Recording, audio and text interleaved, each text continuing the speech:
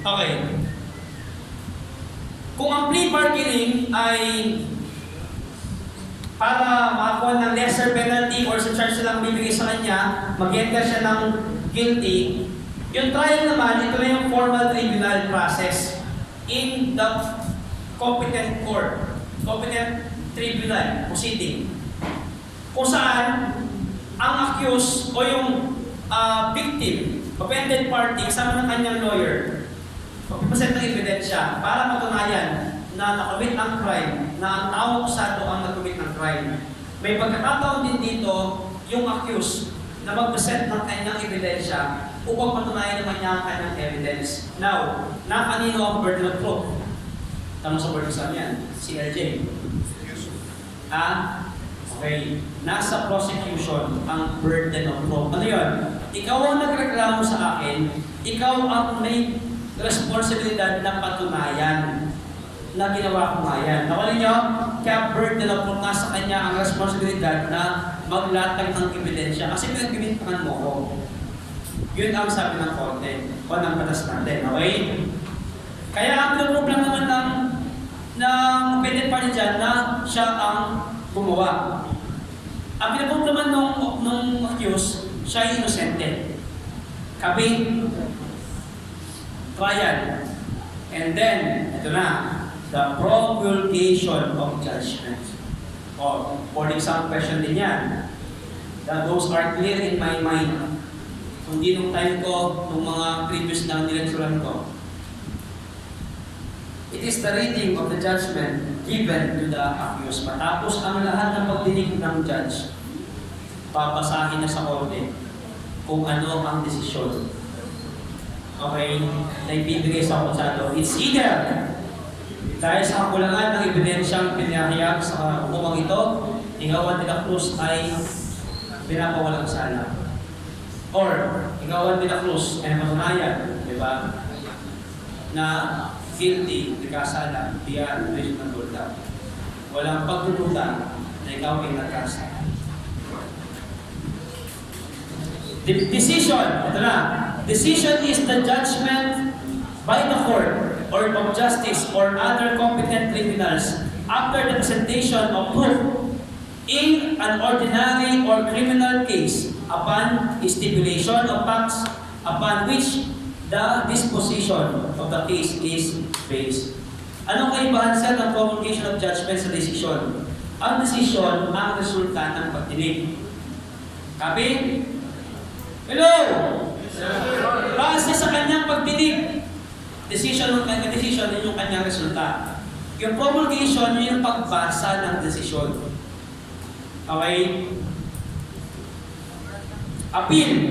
Elevation of the decision of the lower court to the higher court for the purpose of review. Appeal, hindi mo tanggap yung desisyon, mag-appeal ka sa higher court. Anong tawag sa jurisdiction ng upper court kasi? Ano ang tawag sa decision ng upper court pag nag-appeal ka na to the higher level? Tagal na no? Yan tayo no? Oh, more question yan.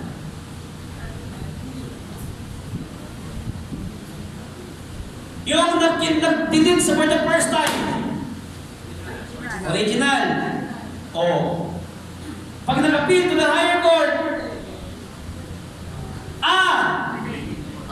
appellate court at jurisdiction. Naman siya lang ang tanging may karapatan na magdinig. Ano yan? Exclusive. Huwag makalimutan. Walang pagkukunan ng tanong dyan kundi yung mga yan lang. Okay? Antok-antok kayo dyan tapos di naman yung na-absorb. Pitik mo, magdadaanan mo ulit yan sa ano nyo? 60% hindi na.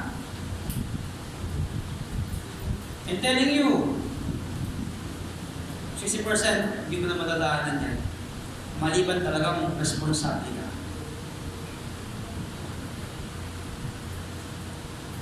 When I was in college, I have responsibility in the ministry. Pag-aral-aral lang talaga ako. Kasi pag-uwi ko, wala na akong time mag-aral. In the morning, I will wake up 5 or 6 a.m. 6 or before 7, I will travel going to seminary. From seminary, I will go out 12 noon, driving for 1 hour sa aming church. Maglinis ako ng church namin. After maglinis sa church namin, wala pang kain-kain yun o mabilis ang kain lang yun. Balik ako ng College of Criminology. Mag-aaral ako ng Criminology. From 1 p.m. hanggang 4:30, may break ako 1.5 hours. Lalabas ako mag-conduct ng Bible study sa labas. 6 o'clock, babalik ako ng College of Criminology up to 9 p.m. for my last class. 9 p.m. paglabas ko, I will go around the city to conduct Bible studies. Matapos ako, 1:00, 2:00. Whether you believe it or not, I'm doing that. Ang tulog ko, 2 to 3 hours every day. Wake up again to conduct that. Kaya ang rule ko, mag-aral-aral talaga. Kasi I have no time para mag-review pa ng masinti. Kaya when I speak responsibility, hindi man ako perfecto, I am performing those duties talaga. So, if you're reviewing here, make sure you review. Para pag-uwi ninyo, may tungkulin ka man sa labas, hindi naging failure pagpunta mo dito. Alam nyo, bakit hindi nagmamagkasaw ang narinig nyo? Kasi iniisip mo, at least narinig ko, nakita ko, meron akong materials. Nasulat ko naman, babalik ako naman yan. Nagkakamali ka. Maliban i-imagine mo, maliban dinagay mo yung sarili mo doon, hindi yan sasama sa long-term memory mo. Yung long-term memory, yung merong appeal sa buhay mo, yung kumunik sa buhay mo, meron kang naisip na naging related sa buhay mo, doon lang siya magiging forms part of your long-term memory. Pero lahat ng doon sumasabing yan, sa short-term memory mo lang yan. After the quiz, after this, wala na. O bakit nasa long-term memory ko? Kasi interested ako. Makinig ka o hindi, tapos yung oras ko, makakauwi ako. Ay, solve na ako. Pero is that our satisfaction? Walang lang how much joy I have when I saw the news that one of my students is the top 1 in the whole country. O, wala man ako talagang connection sa kanya, yung talagang intimate relation, pero he was still my student, kahit ilang araw na. I was with him for 5 days in the review and 2 days in the final coaching. I'm proud. Kahit maliit lang, naging bahagi sa buhay. Siyempre yan, kung ilang rating natin, makakalungkot para sa mga medyo kinulaw ng konti. Pero masaya ako pag nalaman nyo nag-enroll sila ulit para mag-review. Nawalin nyo, sabi ko sa inyo, it's not the money. It's about satisfaction. At marami kang pera, if you're not satisfied, lulustahin mo lang yan, hindi ka magiging kontento. If you have your first 100,000, you want another hundreds of thousands. If you have your first million, you will not stop until you gain your next million and next million. If you have your dream car, kinabukasan lang o ilang panahon you have your new dream car. Ang tao walang ka-satisfactionan yan. Maliban, matutunan mo yung contentment sa buhay mo. See that? Oh. Responsibility. The fourth pillar, the correction. Sana maliwanag yung fourth natin ha. It's all about jurisdiction and power, authority. Correction. Bakit correction tawag? Ngayon pa lang, sa word pa lang na correction na binago nila. Dati si penitentiary, magpe-penitensya ka, pahihirapan ka. Tama? O tinanggal yun, ginawang correction. Why? It is more of positivist. Treating, treatment, rehabilitation, restoration. Nakalin niya? Positivist, treating the criminal kasi he is sick. Kung ano yung naging problem niya, why he committed a crime, yun ang gagamutin mo inside correctional facilities. May mali, i-correct mo. Positivist siya. Kaya sabi ko sa inyo, hindi mo wala mga ngayon sa board exam natin.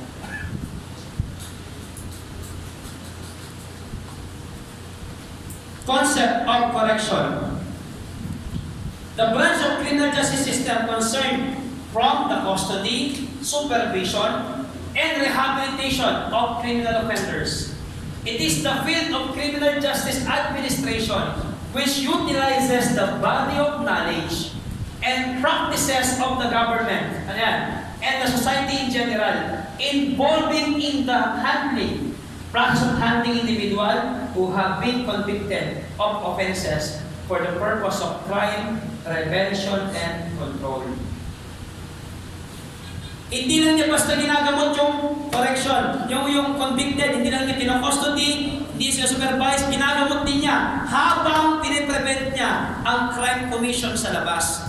Kasi pag nasa labas itong taong ito na hindi ginamot, mapanganib siya sa general populace. Kaya may ginagampanan din ang correction natin in terms of crime prevention and control. You see that logic? Baka isip mo parang ikulog lang siya, parusahan lang siya, para pahirapan lang siya, hindi lang yun.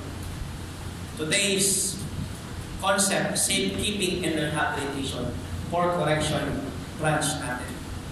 Same time, preventing and controlling the crime on the general populace. The three aims of the correctional reforms. Why nagkaroon ng reforms?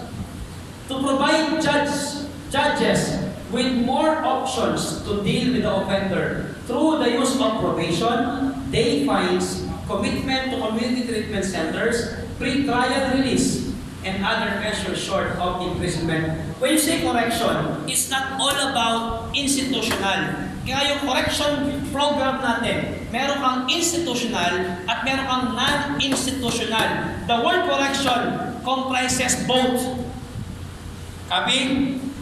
Now, bakit merong correction reform? Bakit may insti at non-insti? Para yung mga judges, meron siyang option kung saan niya nakikita na best na gagamutin ang taong ito.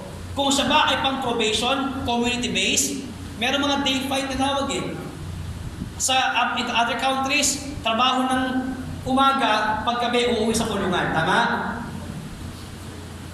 Yung work release na tawag nila. Iba naman, sa loob talaga siya kasi nga, mapanganib pa siya sa labas. Dapat pa siyang i-treat sa loob. Those are the aims. Number 2, improving conditions sa prison and jails, including decongestion, improved housing, more effective medical, educational, vocational training, and rehabilitation program services. Kaya nga, holistic sa correction na yun. Andiyan na yung faith-based, nagpupulong din sa loob. Andiyan na yung alternative learning system sa loob. Meron mga kumpanya na yung mga basket weaving, they bring sa kulungan. Papagawa nila, babayaran. Ibig sa pagawa sa labas, at least may trabaho sila. May mga ganong program na sila. Okay? Improving, para mapag-decongest, may improve, pati sa medical nila kasama na sa lahat ng aspeto. Establishing an integrated correction system that will ensure the development of a unified philosophy of treatment, implementation of uniform standards and policies, effective programs, planning, and development, and efficient delivery of services to offenders, while at the same time protecting the interests and welfare of the society.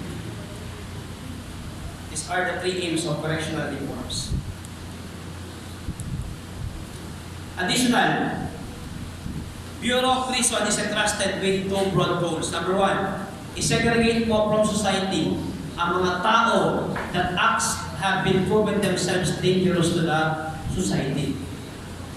Nakitaan ng tao ito na panganib siya sa society. Ihiwalay mo siya para protektahan mo ang society. Number 2, to strive at the correction of these prisoners with the hope that when they return to society, they shall be able to live normal, well-adjusted, self-supporting, and useful lives as useful and law-abiding citizen. Yung sinegregate mo mapanganib, kamutin mo na may pag-asa sa puso mo na paglabas niya, useful na siya at law-abiding na siya. Kaya nga treatment na siya. Maliwanag? Now, we have the word punishment. Punishment, the redress May time na sa word exam yan. Clear in my mind, my keyword is the redress of the state that the state takes against the offending member of society that usually involve pain and suffering. Kasi the word pina dyan ang galing. Pain and suffering. Okay? So yun ang ginagamit niya against those offending people na merong involved na pain and suffering. We have the word penalty. It refers to the consequences that follow the transgression of laws, the judicial punishment for crime, or violation of law. Okay? Imprisonment is the state or condition of being constrained, restrained, or incarcerated in a room or building. Limited na ano, galaw mo. It is actually a form of conventional punishment of criminal offender. Okay? We have prison. It is penitentiary, an institution for the confinement of person convicted of major or heinous crime. Prisoner, a person who is under the custody of a lawful authority, a person who by reason of his criminal sentence or by a decision issued by a court may be deprived of his liberty or freedom. Yan ang akalisi sa kanya due to his imprisonment. Kasi yun ang penalty sa kanya. The penalty is maybe the imprisonment length and the money must pay. Penalty. Ako niya, imprisonment, yun yung kanyang pagiging constraint sa kanya. Prison, doon siya ilalagay. Prisoner na tawag sa kanya dahil siya ay deprived ng liberty. Nandun siya sa prison. Maliwanag? Technical lang yan, pero you must define them. Any person detained or confined in a jail or prison for the commission of a crime, criminal offense, or convicted and serving in a penal institution, prisoner tawag sa kanya. Yan, favorite ninyo nawala sa board exam, classification of prisoner. May keyword dyan. Simple lang yan. I cannot forget that from the heart say, I'm just memorizing numbers. Detention prisoner are those detained for investigation, preliminary hearing, or waiting trial. Nawala niya, sentence ka na, one who are committed to the jail or prisoner in order to serve their sentence after final conviction by a competent, awaiting for the detainee, and sentence naman kapag may conviction ka na. Prisoner on safekeeping includes non-criminal offender who are detained in order to protect the community against their harmful behavior. Ito, sa Amerika meron ito. Paglasing ang mga tao, they will go to police station para pagpahingahin sila doon para huwag sila maksidente at makapanakit. Feeling ko awkward. Went to police station. Kasi hindi alam ng police na mayroon ng gano'n.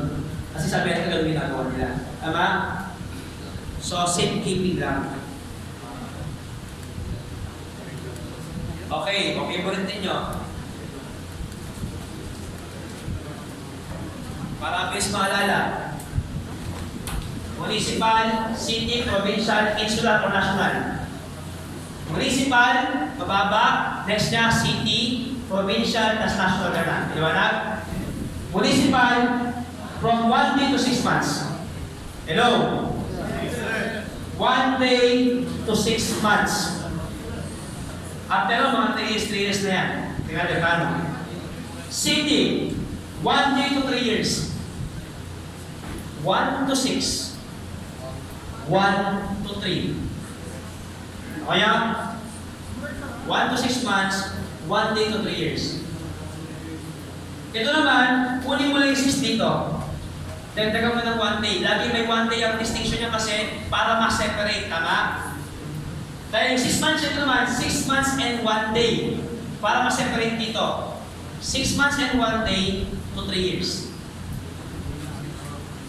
Maliwanag? Nakuha niyo? Mamaya, sila. Insular or national, 3 years. Plus 1 day para ma-separate sa mga 3 years. 3 years and 1 day to life imprisonment. Again, look at me. Municipal, 1 day to 6 months.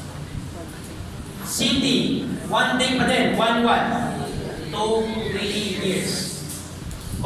Palit mo yung 6. Provincial, 6 months and 1 day to 3 years. National or insular, 3 years and 1 day to life imprisonment. Madaling magdaan yan. 1 to 6 months, 1 to 3 years, 6 months and 1 day to 3 years, 3 years and 1 day to life imprisonment. Hindi mo na makakalimutan dapat yan. Kaya na mangyari. Kaya bago ka magkamalito sa paper mo, isulat sa taas. Municipal, city, provincial, insular. Tapos gawa mo ng bracket na gano'n. Para tuwing may lalabas na gano'n sa sosyo, babalik mo na yung note mo. Hindi ka na maliligaw. Maliwanag? Isulat mo kung saan man sa taas ng paper mo. Once nakabasa ka ng tanong tungkol doon, para huwag ka malito. Copy? Lumalabas yan. Jail. A place for locking up of a person who are convicted of minor offense imposed upon them by a competent court, or for confinement of a person who are awaiting trial or investigation of their cases. Kaya sa jail, more on detention lang talaga. Or those who are undergoing trial, or those who are awaiting final judgment. Sila ang common na hinahawakan ng jail. Kaya usually mga 3 years and below lang yung mga yan. Maliwanag? We have what we call types of jail, lock-up jails, police stations. May pagkakataon ba sir na sa lock-up jails pa rin yung mga awaiting court trial? May pagkakataon internal arrangement. Sa amin doon, dahil puno na yung district jail namin, magbibigay ng memo ang district jail na i-hold muna lahat sila sa lock-up jails kasi wala nang pwesto sa loob. Anyway, type of jail naman for detention yung lock-up jails. Kaso, kaya diniliver na sa authority yun kasi nga, yun ang proper. Temporary lang sa lock-up jails. Maliwanag? Security facility, common to police station, used for temporary confinement of the individual held for investigation. Pag sabi ni Piskal na detain mo yan, tsaka yan dadahin sa PJLP. Copy? Ordinary jails is the type of jail commonly used to detain a convicted criminal offender who served less than 3 years. Ordinary jails. Detainee tsaka yung mga less than 3 years ang kanilang sinaserve na sentence. Copy? Workhouse, jail farms, or camp. Nasa Iwahig. Facility that houses minimum custody offenders who are serving short sentences or those who are undergoing constructive work program. Then yun, di common lumalabas sa correction yung Iwahig Penal Colony. Sablayan Prison. Ang laging prison without walls. Lagi yan. Tapos, sa correction ito, inaharap yung pangalan, minsan yung lugar kung saan nakalagay yung facility. Tapos yung hektar lumalabas din. Yung sukat. Tapos lumalabas pa din yung produkto nila. O yung presyo yung mga yun. Yes, lumalabas yung mga yun. Nung time namin tsaka mga previous batch, lumalabas. Kaya dapat pamilyar ka kung saan nakalagay, anong pangalan, anong produkto, tapos yung pagpapalit nila, pagdodonate ng all believe it. Color, yes. Yes, mag-i-memorize yun. Yung color ng damit nila. Tapos, lalo na sa, yung sa mukhang liwayway, sampagita, lumalabas yung mga yan. Kung maximum, minimum, tsaka medium, please. Kasi correction, 3 dalawa lang area, walang pagkukulang kundi ang mga yan lang. Copy? Tapos yung sa Reception Diagnostic Center, lumalabas yan. Now, marinig ka siya yung word ko Release. The stage wherein the convicted after serving his sentence or period of probation or parole is finally granted the right of a free man by restoring his entire constitutional and civil rights taken from him as a result of commission of the crime. Okay. 434 na. After you serve yung kanyang sentence, ganyo diniprive ka ng liberty mo. Your constitutional right is your life, right to live, to life, and your liberty, and your property. Tama? Kayang tanggalin sa'yo yan once convicted ka. Your right to liberty. Pag ikaw nag-serve ng sentence mo, i-restore sa'yo yung right of liberty mo. Kasi nga, release. Okay? Last, community. Sabi nila, paano daw ang community part? Reverse kasi yung ginawa dito, dapat community yung first pillar If, pwede mag-research yan to making the community the first pillar, not... Oh, no? Oh, very good kayo Acknowledgement. SLRC reviewing. Batch 2020. Session A. Where the next top chair will rise. Sino kaya mag-top dito?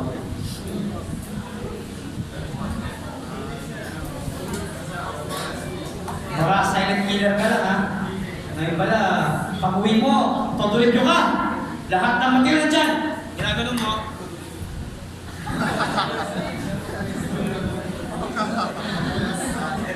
Iba ka. Tapos, iba pagtapos sa board exam, pinagpupunin niya, wala naman pa sa inyo! Daming kalokohan ng criminology kanyang seta kayo, walang pagkayamanan. I believe, community should be the first. Bakit? Saan ba nag-form ang behavior? Community. Saan dapat ang best cohesion prevention? Community. Kaso ginawa niya huli ang community kasi after daw ma-reform, doon daw babalik for reintegration. Mali. Ang community ang magpo-produce ng law-abiding o ng law-breaker. So, pwedeng promotion, Parang effort ng gobyerno, hindi kay police. Hello? Ang effort, hindi kay police nagka-crime prevention. Ang effort, palakasin mo yung family, yung community, para huwag mag-commit ng crime. Support system mo ngayon, partner ngayon ng community, si police. Or safekeeping, prevention, suppression. Anyway, you're not the panel. Pero okay yun. I will consider that for my dissertation.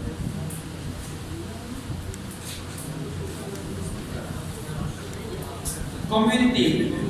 The community refers to the civilian populace in municipal or public in general and can be used interchangeably. Pare-pareho lang yan. Public, citizenry, society, private sector, all are synonymous to the word community.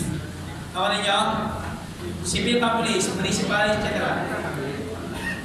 Okay, we have family. Isa ko lang to. Anyway, I discussed this to the sociology na. Family, the basic unit of the community. Barangay is the lowest component of the government. Yan ang kaibahan yan. Word question pareho yan. The smallest unit of the community, family. The smallest component of the government, barangay. Copy? The breeding sa yan. The cradle of personality, family. The most influential to personality, family. Okay? School.